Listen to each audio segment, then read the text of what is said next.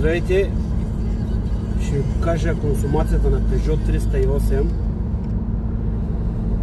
1.5 HD мотора AdBlue. Не бях карал такъв автомобил. Интересен ми е. Сега си го вземах. Уникална консумация, човек. Гледайте. Така. Ето е консумацията.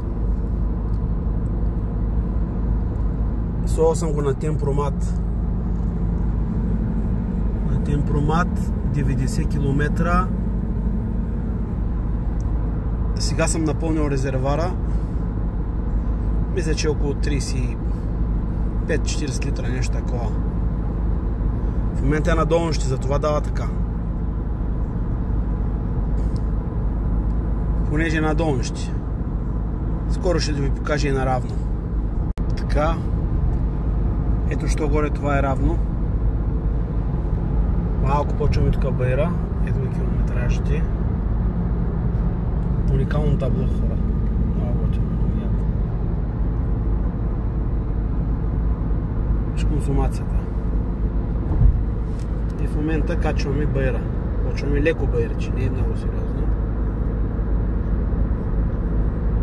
Не е много сериозен байра. Ето го байра. Леко е. Почти не се усеща. Качихме се на 300.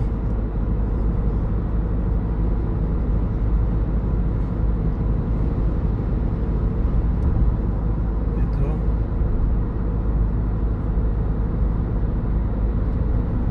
Това е леко байрче в момента. Ето.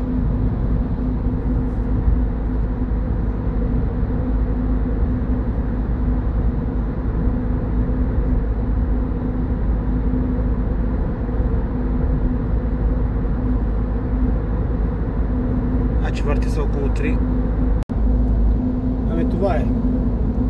Година 2019.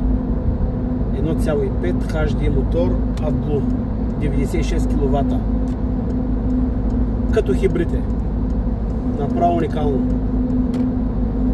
Чао!